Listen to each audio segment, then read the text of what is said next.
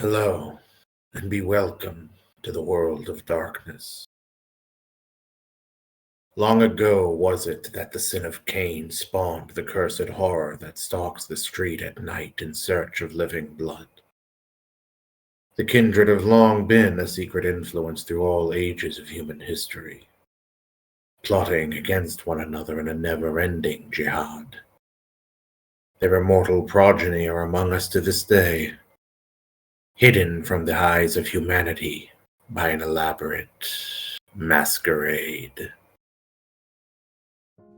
Departing from the Westminster Abbey, taking with him what notes he will of his discoveries, Thomas decides to pursue further into the subject by going to people of different circles of which he is of mixed feeling. Since he has joined them, he has learned a great many things that he sought to discover, has acquired a knowledge that previously would have been well out of reach, and yet he's also done things that have left a stain on his soul, and more he is becoming all too aware that that is in fact something that may yet be lost. A soul is not merely something preached by fathers on the street side in order to scare the unwitting into church. The soul is real. As he travels to his location, Thomas would mostly be thinking about the topics he wants to research. Namely, the worry that the only way to breach the barrier is going to be through using some complex ritual, which would be more than a little alerting to the priests already there. He doesn't think much of the people he'll be gaining this knowledge from, having long since numbed himself to the atrociousness of their presence. They themselves, their proclivities, were distasteful, but it's, of course, just a means to an end. The carriage takes him a good way away from Westminster Abbey and the neighborhood surrounding, past Belgravia and into the area of South Kensington. Within the South Kensington region of London, a much more upper-class region of the city, where he won't find the working man. If he did, it is as a servant, of which there are many. Houses here tend to be statuesque, large, though close together. There is no lacking in the evidence of evident wealth. Furthermore, Kensington is a place close to Hyde Park, not far away from the Royal Albert Hall. It is a place where the opera is held, where the wealthy dwell, and where every amenity is available to those with sufficient coin in their pocket. There are cultural institutions within this neighborhood that many would fawn over, and yet he finds himself approaching not too far away from Stanhope Garden, one of the many worldly houses there. A wrought iron fence out front, with several potted plants of exotic quality. Separating the house from the street beyond Stanhope Views West is another small park, as just across the street from the house is yet another much larger, more grandiose park, cut with rows of hedges to make natural walkways. Trees planted in bushels of flowers. The house looms over it, like some manner of vanguard tower. The walls are painted in dark colors, and yet the window sills are richly decorated, bright.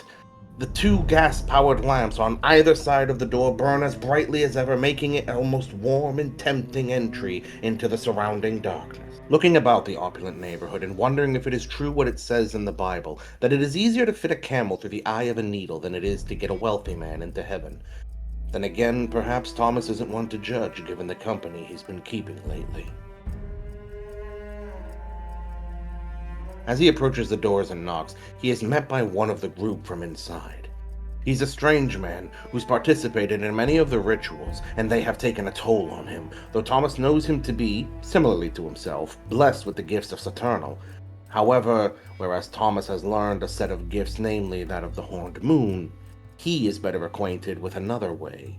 As the door is opened, allowing a faint smell of cigarette smoke and cooking meat to waft out, as well as the warm smell of flowers from inside, the man looks to Thomas up and down before offering him a wide smile, his teeth faintly yellow with black creases in between them. "Mr. O'Connell, what a pleasure it is to have you again. You have not been in some time. Please, come in." He steps to the side, sweeping his hand out to grant him entry. Thomas gives him a pleasant, if plastic smile, which doesn't seem to quite meet up to his eyes. As he speaks, he steps in. Ah, yes, it has. I've been doing a bit of research on my own and tending to my flock. How have you been, Mr. Blackwell? "I've been well, Mr. O'Connell. Do come in." Father. As he closes the door behind you, he gestures inwardly.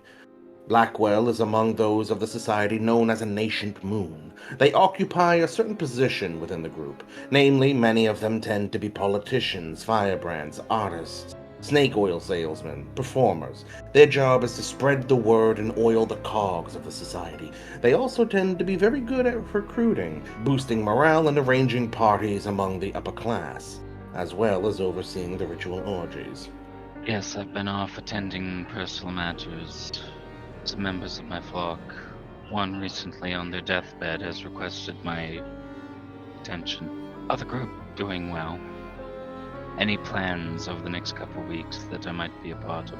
None quite so at the moment.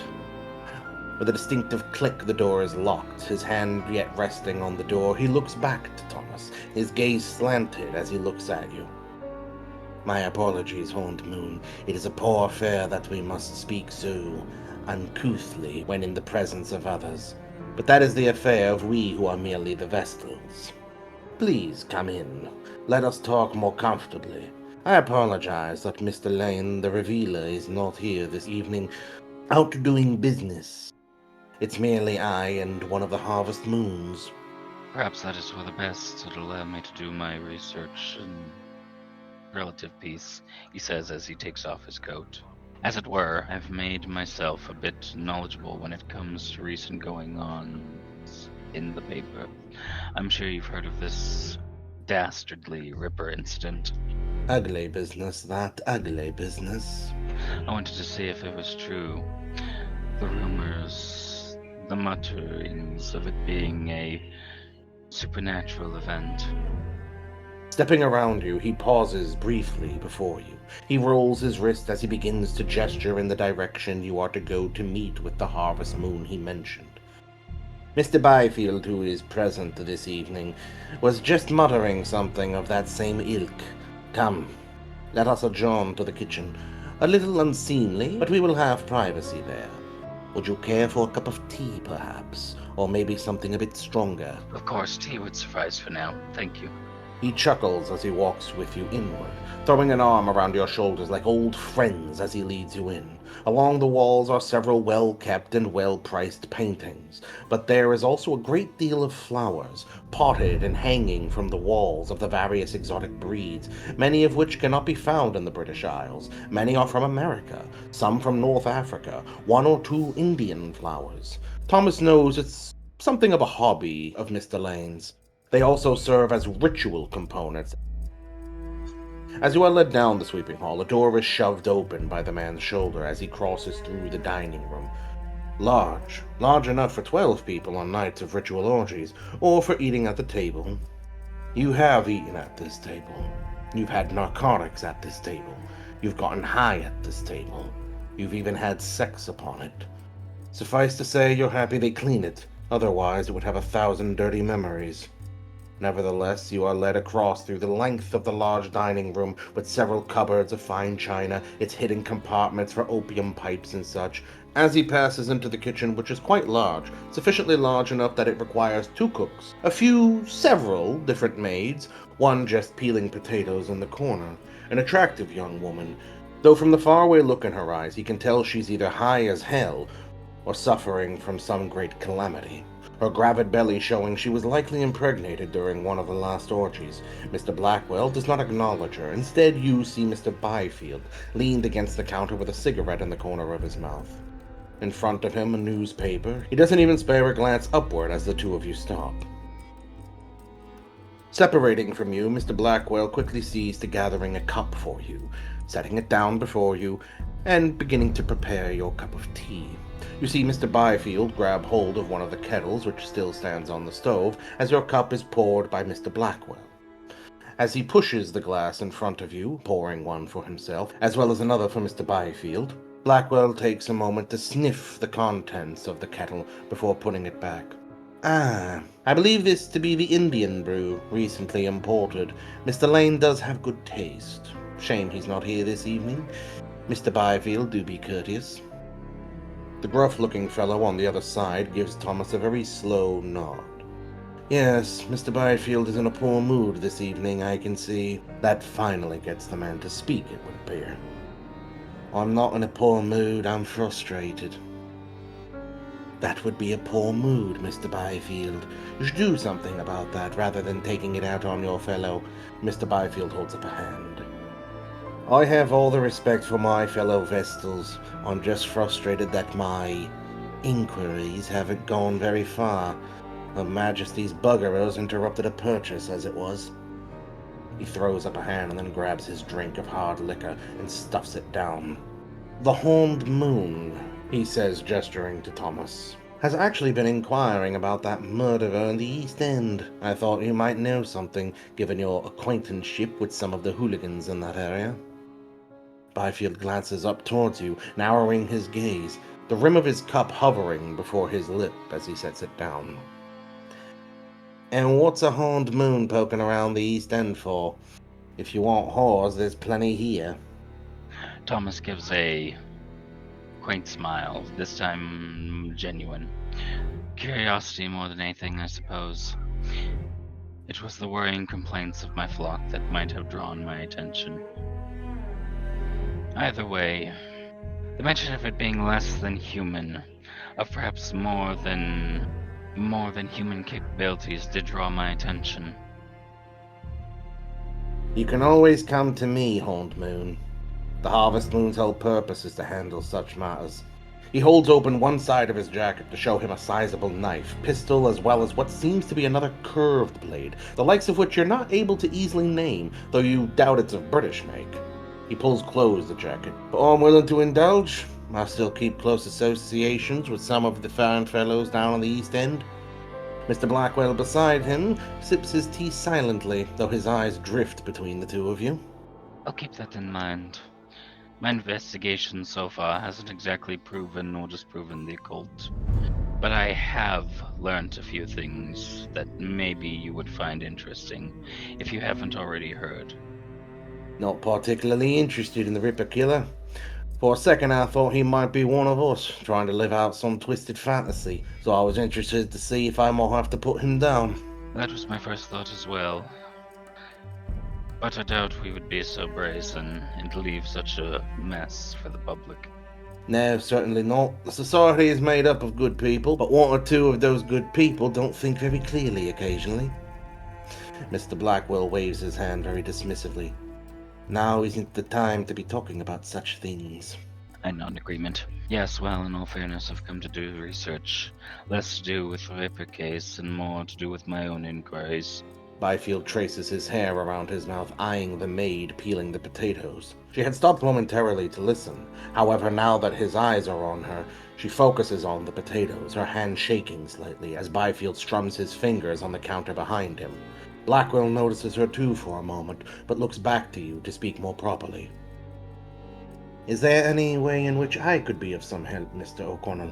Not unless you are acquainted with protective wards, holy wards, and the whatnot. Matters of the church. Might you be able to tell me more? The more I know, the more I can surely tell you. I do know that we have a copy of the Yellow Truths and the Trismegistus in the house. Of course. While the ward itself is more of a protective aura, I believe its purpose is to, well, protect against prying eyes of the more inhuman. He says he pulls out his notebook and examines it. I went to Westminster and found the ward while doing research. I looked for anything that could possibly dispel such a ward, but the only thing I came across was an obscure, if not complex, ritual which would draw too much attention and of itself. Thomas then, turning his attention, flipping on his notebook until he finds the page with the symbol that he had so hastily scrolled down, would then slide it across the counter for Mr. Blackwell, saying, I also came across the symbol. Blackwell begins to reach out for the paper, but pauses, instead gesturing to it with his palm elevated. May I? Of course. Clasping it between his fingers, he examines it more closely, with his eyes drifting over its shape. This may be best with the consultation of the Trismegistus, Byfield clicks his tongue as he listens between the two of you, with his eyes yet fixated on the maid. If I could find something that would allow us, or a single person, to pass through the barrier with minor discomfort, or perhaps even disrupt the barrier for a short period, that would be most optimal. I would hate to have to commit such rituals in public space. I was hoping, perhaps, that in our library there is something that would be more portable, more fitting for the task. I can see why you do not inquire about this with your fellow holy men. He begins to set it down again, gradually pressing it smooth against the table's countenance. Well, from what I was able to access, the church tends to keep its notes on specific things like this closely guarded. After a couple of hours of scouring through what was available, this is what I was able to come up with. I figured my time would be better spent here, though, searching through our archives, or elsewhere perhaps. While our organization's still young, we are more selective in our research and what we have available. Ah, yes. With that, we should probably sojourn ourselves to the library on the second floor. Mr. Byfield, will you be joining us? Lifting his gaze finally to the two of you, casting his eyes left and right, sweeping, he shakes his head. No, I'm afraid not. I have a couple of other Harvest Bravos which are going to help me recover my property. Ah, I see. Of course, of course. Well, try not to make too many issues about it. I would never do such a thing for the society. Mr. Blackwell then motions, rolling his wrist and gesturing his fingers to Thomas to get his tea and come with him. Grasping the cup and saucer, Thomas would take hold of it and the notebook, putting that back in his pocket as he then follows him. Blackwell uses his elbow to prop open the door to the kitchen. He jerks his chin toward the maid for Mr. Byfield, but otherwise smiles as the two of you proceed out of the room to sojourn yourselves to the library. As I was trying to peruse the deeper parts of the library, I myself began to feel some bit of discomfort from this ward's effects. I believe to properly research these effects, I must first dispel it. I see. As he leads you up the stairs, he takes a moment to consider his words, his shoes echoing on the bare mahogany steps as you proceed upward, with the eyes of the many paintings cast onto you. Pity that Mr. Lane is out, though I think he will return within the hour. Maybe then he might be able to tell you more. As it stands until then, I can give you all the assistance, which I am expert. That would be most appreciated. As you reach the second floor, still richly decorated with an abundance of different plants of various description, some quite exotic, there are also the trophies of animals, but more important than the old objects which dot the hallway is as you go through a set of double doors on the right-hand side, which are opened by the silver knocker, is a wall-to-wall book-filled library, with a small fireplace on the right-hand side, very close to the door, a few chairs making a half-moon around it. The floors here are covered by a number of thick carpets and tapestries, in most places stopping just short of the bookshelves. Nevertheless, Mr. Blackwell does as he promised. After leading you in, he rings the bell for one of the servants to come as he gestures to the fireplace, asking, "Please do be a dear. Would you make a fire? We are going to be within the library for the time being, and some more refreshments." He taps his glass with his nail, producing a sharp clicking. He looks to Thomas. "Anything for yourself?" No, the tea should be enough. I would hate for my faculties to be dulled while doing this. Blackwell then looks back to the woman after a moment. "And a bowl of figs, please, as well as some cigarettes. Thank you." Bowing deeply, the woman departs shortly after, the doors closing as you begin to browse the many texts inside the place. There is, of course, a copy of the Yellow Truths, the seminal work of the Society.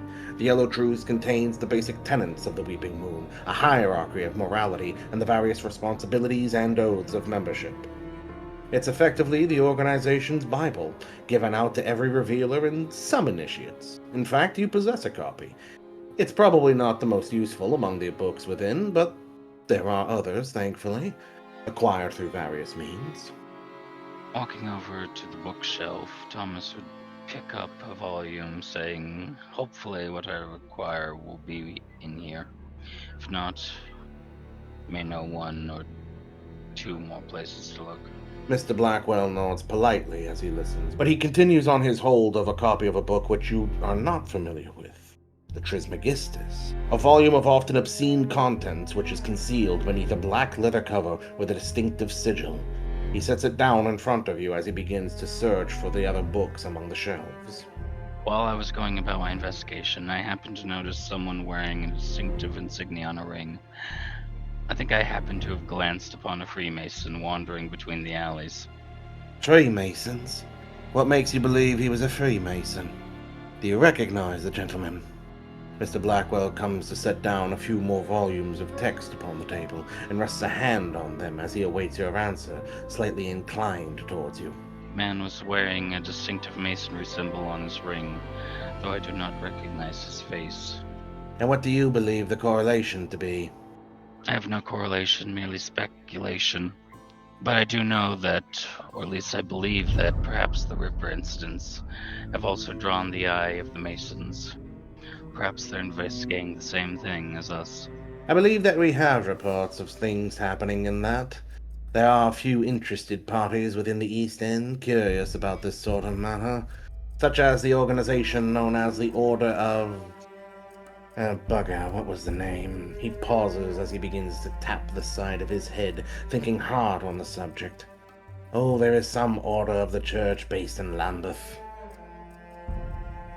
Yes, I heard the church had gotten involved. Strange that. Blackwell snaps his fingers, interrupting Thomas. The Order of St. George. Ugh. And then there's those Arcanum swords founded by the mysterious figure Benjamin Holcroft. It's an interesting time to be alive, I'm sure. One would suppose, misguided all of them, a disservice to the moon goddess in their efforts and resources. Blackwell sits down at the table with the various tomes, glancing towards Thomas. He offers you a polite smile. You can feel a sort of distortion, your vision momentary blurring as you resist some mental effect that Blackwell has had upon you, attempting to employ his powers of Saturnal. You know him to be a practitioner of anima. It almost seems as though he's trying to twist his own words for you to hear them for what he wants, and that he wants you to hear it in a certain fashion. Not confusing at all. If you would be so inclined. I have also been particularly curious about acquiring for myself one of the rituals out of the diaries of Zerny. I hear that there is one in possession of it here within the city, if you would be so inclined as to aid me. Thomas gives a slight nod. Where would we begin to search for such pieces? Blackwell smiles as he reclines backward. No search needed. I happen to know that it is in the possession of an American, who is presently making his home within Melbourne, not far from the Madame Tussauds London exhibit. Thomas sits there and wonders for a second if this is a test. Intelligence and occult. The Diaries of Zerny is a legitimately powerful codex, and another foundational work in the practice of the main Saturnal. It could be useful for yourself, actually. It details rules and formula for summoning and controlling powerful spirits. However, you know for a fact that there are no printed works, only hand copies, personalized and often encoded copies. For there to be even a part of it within the city, potentially at his disposal, you can see why Blackwell would want it. How could I help you come to possession of this tome? On Bingham, there's a house, just at the end before the crossover, on the corner of Nottingham. He is a guest of some colleagues here in the British Isles. I will leave the acquisition of this to you.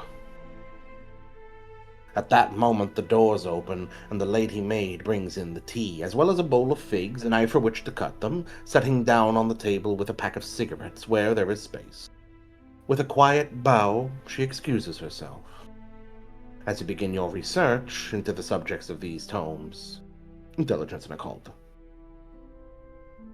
Delving deeper into the subjects of research, focusing on how to handle the Westminster, you do come across something that may have potential here. It's somewhat of an accounting, but it also does speak of a church which possessed almost a natural empowering effect on evil creatures, spirits and demons, call them what you will.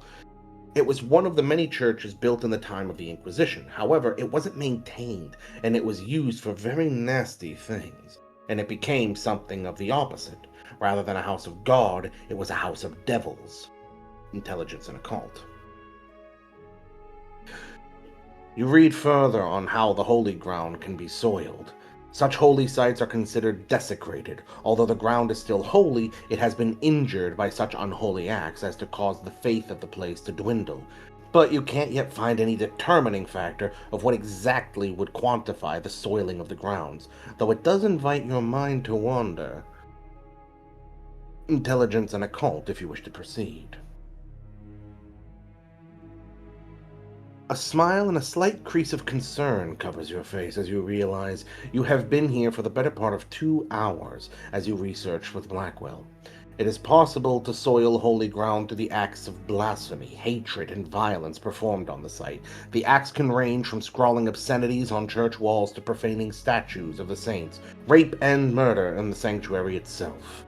The grounds will remain holy, but they can injure the holiness of these grounds with these acts, desecrating the site until the point that it is lost. An act such as scrawling obscenities, effectively graffiti, would be damaging, but it's a very minor blasphemy. Major blasphemies would be profaning statues. To genuinely weaken a holy ground's faithful protections, it would have to be something severe: rape, murder, demonic summoning, and furthermore, these have cumulative effects. So if the events occur on one day, and then another day, and then another day, they will all begin to pile on until the grounds are desecrated. Thomas gives a smirk as he rubs his temples and thinks, well, those could be accomplished, though it would be... Thomas thinks back to the symbol. They scroll down. The one that was in the document back at Westminster. I wonder if that symbol would be powerful enough to count as graffiti. Perhaps scrolling that enough around the assuming places would be enough to open up a small passage. As you are deep into your book, your tea drunk, maybe a fig eaten, Mr. Blackwell yet studying, occasionally exchanging brief moments of conversation, and occasionally translating for you. Blackwell has an incredible way of doing that, seemingly regardless of the language. If Thomas asks him if he can translate something for him, he can. They are eventually joined by none other than the revealer of secrets, Tobias Lane. As he enters into the library, his gray features placid with a faint smile, as he sees himself in his European emerald green suit with slight frills coming from underneath the wrists as he sets aside his cane. Good evening, chaps! Horned Moon O'Connell, what is it that brings you to my home this evening? Forgive me for not announcing my presence sooner. I'm doing just a little bit of research about the various holy wards, namely the one at Westminster. Ah, troublesome business that, yes. I can imagine it would give you a good deal of frustration, though the tomes of law that they have. He rubs his chins with his fatty sausage-like fingers. It could be quite the feast for the Weeping Moon if we could acquire a shred of that. And Mr. Blackwell, it is good to see the nascent moon still here while I was off on business. He comes to join the table, strutting as he splays out his hand. What business do you have in Westminster? I thought you were aiming for Deacon. I was at the Westminster doing research about the Ripper cases, some correlations I wish to cross-reference. Perhaps the church had been involved in some prior cases with similar circumstances. I thought some of the archived information there might be useful in this regard. Ah, chance involvement. No doubt their dogs out in Lambeth. I've been hearing rumors about one of their dogs sniffing about the Golden Dawn. Troublesome business. But nothing to do with us. Nothing. Luna's faithful will prosper, and you need not worry, for we are those creatures mentioned in the Goddard rubric. You have no clue what this Goddard rubric is. Thomas would simply nod and smile. That we are. Preordained to wit. Mr. O'Connell, though you do have a good tongue for ears and mind for things, you needn't lie to me. Ignorance is nothing to be appalled by. It is something to be corrected. That is what the society does. That is why we are the Enlightened. I would perhaps share with you bits of the guarded rubric I have. It is translated from a sheaf of ancient scrolls via Lucius Goddard in the 1796 AD. It describes of an ancient sect devoted to the shepherding of the children of Seth, through a series of calamities brought on about monsters that secretly prey on humanity. It is an exemplary example for those such as myself, who genuinely see the necessity for shaping the world to our purpose, the way of the moon goddess. I see. Ceasing his proselytism, he lowers himself into a seat, scooting it back a little bit to make room for his gut as he inclines himself forward. It is only by doing such, and in our indulgences of those Hellenic ways, that we appreciate our ritual orgies, as it is unnatural for a man to lay with only one partner, or any of that nonsense brought about by the Church. The Hellenic ideal is exemplified by the enlightened Luna. Only then do we cultivate the spiritual by connecting ourselves on the physical level with our more ancient instincts. Taking a fig from the bowl, he eats it as though it were an apple. Perhaps I should read more into the story. Creatures that prey on humans. It sounds fascinating. Quite. I do have it somewhere here in the library. The third row to the right of the top shelf. You might need a ladder to get it. Ah! He snaps his fingers. While I was going through the different manuscripts and books at the church, at least available to me, I came across an accounting of a shrine in Ely. He says as he reaches over for his notepad and pulls it out. This symbol was found on an altar in Ely. Apparently it helped defile a church, break the holy ward, and allow all manner of interesting things to take place, he says as he points to the symbol, and then the accounting of which he had written down. I see. Leaning himself forward as he pushes aside his fig for the moment, still chewing as the juices cling to his lips and make them glisten faintly. I admit I am unfamiliar with this symbol, though I recognize it in various deeper meanings. Inclining forward, he taps the paper, pointing out the prominent triangular shape and the dial beneath it. This takes a great deal of inspiration from alchemy. You believe the originator might have been a learned man, perhaps an alchemist? Most certainly. Furthermore, depending on its meaning, he points to the griffin.